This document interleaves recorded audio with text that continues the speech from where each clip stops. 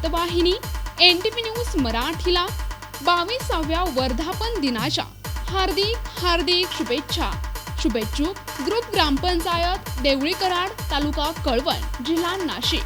सरपंच नामदेव नारायण भोये, उपसरपंच मलसाराम पांडू पवार, ग्रामसेवक RG गावंडे तसेच कर्मचारी वृंद, ग्रामपंचायत देवळी कराड, तालुका कळवण, जिल्हा नाशिक।